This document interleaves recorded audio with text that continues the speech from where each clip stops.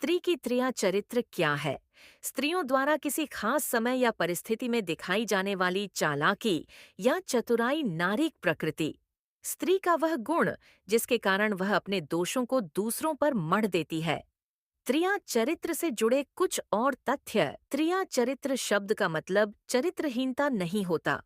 त्रिया चरित्र शब्द का मतलब यह भी है कि एक ही स्त्री में कई रूप होते हैं। शास्त्रों के मुताबिक हर स्त्री त्रिगुणी होती है।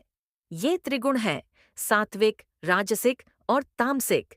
एक ही स्त्री में सरस्वती, काली और लक्ष्मी बनने के गुण भी होते हैं। समाज जो रूप देखना चाहे वह देख सकता है।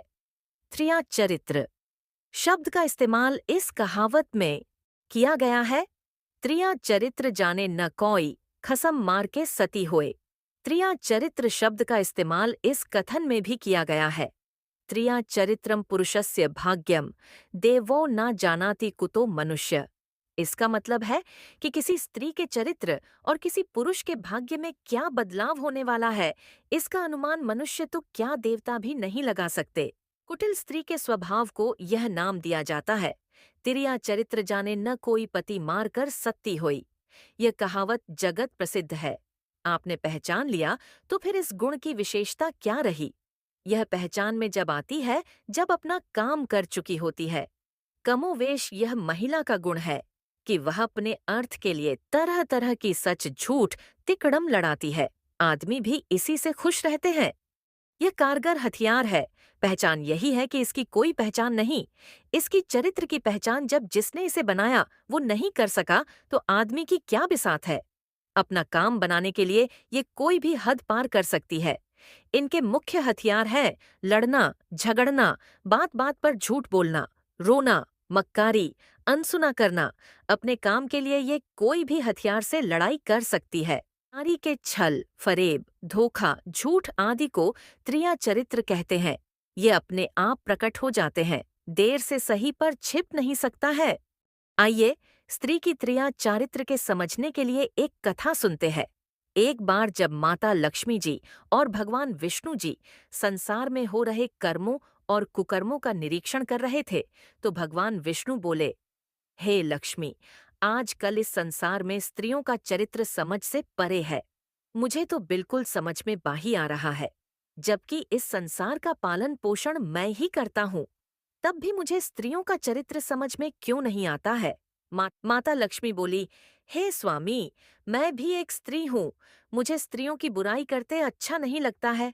फिर भी मैं आपको बता देती हूँ। हे स्वामी, ब्रह्म जी ने इंसानों की रचना किए। वो स्त्री और मर्द दोनों को बनाया। फिर भी वे स्त्रियों का चरित्र समझ नहीं पाए। आप और हम तो बहुत दूर की बात है। हे स्वामी, मैं एक स्त्री हूँ, इसलिए त्रिया चरित्र का ज्ञान मुझे भी है। हे स्वामी, आपका प्रश्न बहुत अद्भुत है। आपके इस प्रश्न से संसार के जितने भी मर्द हैं, उनको भी स्त्री के त्रिया चरित्र का ज्ञान होगा। हे स्वामी, स्त्री के त्रिया चरित्र क्या है, एक कथा के माध्यम से बताती हूँ, जिसे अक्सर किस्सों कहानियों में उदाहरण के तौर पर सुनाया जाता है। बहुत समय पहले की बात है। एक राज्य में एक राजा था जिसका नाम वीरसेन था। राजा अत्यंत न्यायप्रिय और विद्वान था। एक दिन दरबार में चर्चा चल रही थी कि स्त्री का स्वभाव समझ पाना सबसे कठिन है। स्त्री के त्रिय चरित्र को कोई नहीं समझ सका, यह तक कि भगवान भी नहीं। हम सब आम मनुष्य का तो कोई बात ही नहीं है। राजा दरबारियों की बात बहुत ध्यान से सुन रहा था। यह बात सुनकर राजा को बड़ी ग्लानि महसूस हुई। अपनी भावनाओं को काबू में करते हुए क्रोध में बोला, यह तो केवल एक कहावत है। मैं स्त्री का स्वभाव अवश्य जान सकता हूँ। ये तो मेरे चुटकी का काम है। मैं स्त्रियों को बहुत अच्छी तरह जनता हूँ, तभी तो मैं आज राजा हूँ। मंत्री ने मुस्कुराकर कहा, महाराज, यदि आप चाहें तो एक परीक्षा ले सकते हैं। चलिए आप प्रमाणित कीजिए कि आप स्त्री की त्रिया चरित्र को आसानी से समझ सकते हैं। राजा कुछ देर सोचता रहा। राजा ने दरबार में घोषणा करवाई कि जो कोई भी सबसे सुंदर और गुणवान कन्या होगी, उसे रानी बनाने का अवसर दिया जाएगा। कई राज्य की कन्याएं आईं। उनमें से एक कन्या चंद्रकांता सबसे सुंदर और चतुर थी। राजा ने उससे विवाह कर लिया। कुछ समय बाद चंद्रकांता ने राजा से अनुरोध किया, महाराज, मैं अपने मायके जाना चाहती हूँ। राजा ने अनुमति दे दी, पर मंत्री ने कहा, महाराज, आप देखिएगा, स्त्री का स्वभाव कभी स्थिर नहीं रहता। राजा ने भरोसा किया, मगर जिज्ञासावश अपनी अंगूठी चंद्रकांता को दे दी और कहा, यदि तुम सच्चे प्रेम से मुझे याद करोगी, तो यह अंगूठी चमकने लगेगी। चंद्रकांता मायके गई। वहां पुराने मित्रों और उत्सवों में व्यस्त हो गई। अंगूठी की चमक धीरे धीरे कम होने लगी। कुछ समय बाद चंद्रकांता को एक सुंदर युवक मिला, जो बुद्धिमान और बहादुर था। दोनों में मित्रता हो गई। उधर राजा को यह आभास हुआ।